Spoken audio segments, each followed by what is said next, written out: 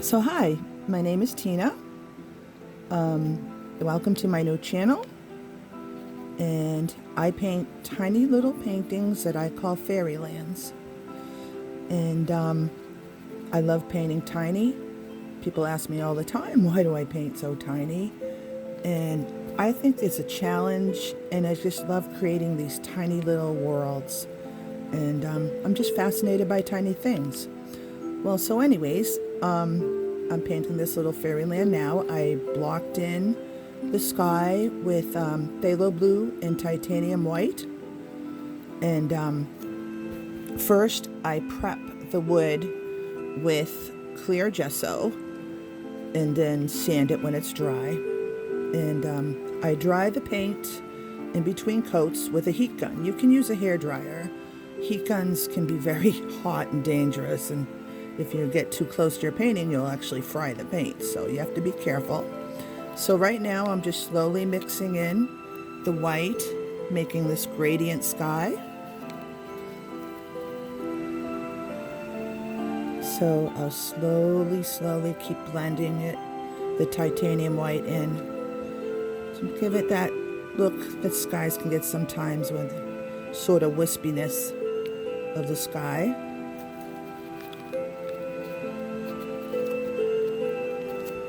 So now what I'll start doing is build in little clouds, and then just keep building them slowly like this, just kind of wispy. As you can see, I use really scruffy old brushes. That's how you can get a lot of texture. Slowly, give it a little dry.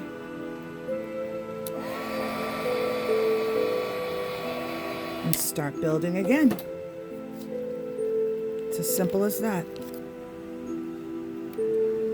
I mix paint on my fingers. I know some people think that's funny. It's just easier for me. I don't recommend it. I wash it off as quickly as I can.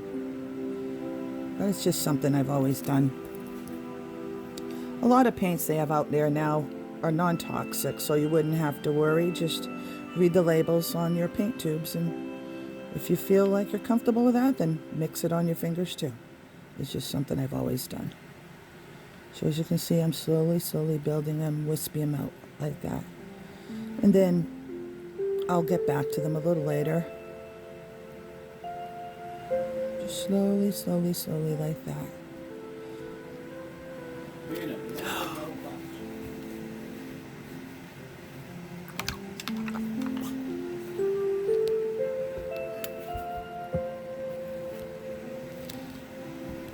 So now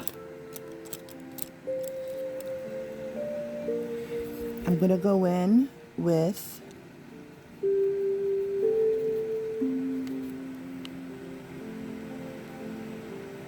this deep hooker's green and start building the green.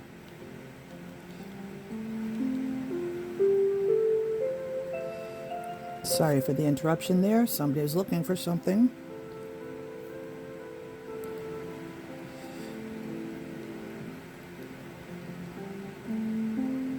So as you can see, I'm using a scruffy blush there to slowly build this tree line.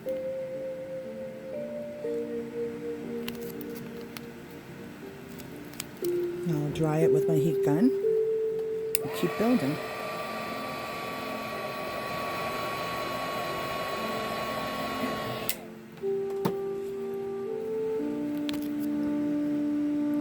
Go in with another layer. See how I slowly build this up, the tree line with the deep Booker's Green Deep, one of my favorite colors.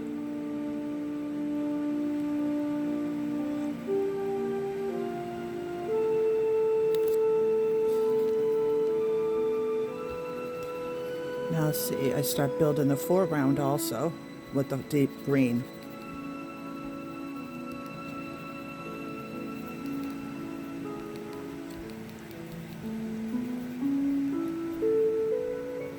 Gonna give it another dry so I can keep building with my heat gun. So my advice for anybody out there when you're like outside, just keep looking at the sky and watch how the clouds move. Watch the play of light on trees and grass.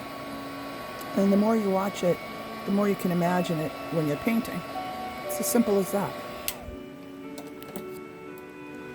I'll go in again with my Hooker's Green Deep.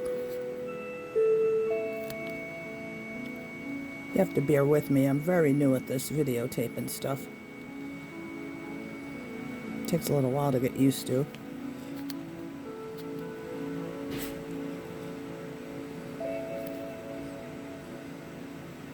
See how it's building and building? Then I go into my sap green. And I'm going to start working on the foreground some more. Just building.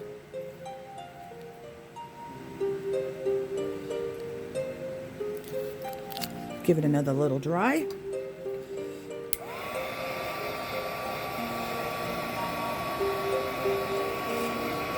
So, oop, that gets hot, trust me. So that's why I probably would want to start using a regular hairdryer, then maybe experiment with a heat gun. Like I said, it gets extremely hot, but it dries the paint fast. And I am a very impatient person. This is why I don't work in oils, because it just drives me crazy. I don't like to watch paint dry. So now I'm going to take some of the sap green and mix it with a little cad yellow.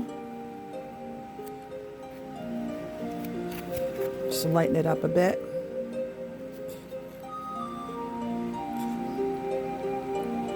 So I'm not sure if you can see that. I'm starting to work on the slowly building it, slowly building it. So it was cad yellow, medium, sap green, and then you can get even lighter with a little titanium white.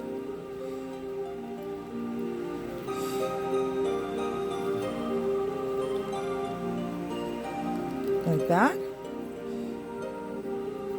I think I'm going to put a little pond in here. So I'll go back to my phthalo blue and start working it in here.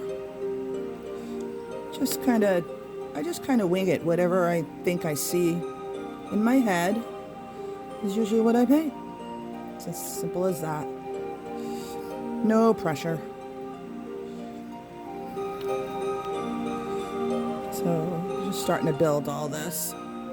So I'll film this for today, and then tomorrow I'll come back to it and show you how to finish the details. But for now, let's just work on building these layers. So as you can see, I'm slowly going to add more lighter greens.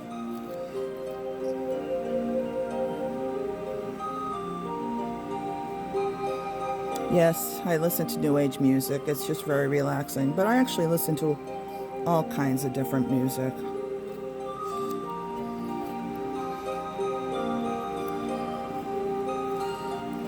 So, and it's a very light touch when you do this. Don't scrub your painting. You're not washing dishes here. So it's just a very light touch. Hopefully I'll get better at making these videos.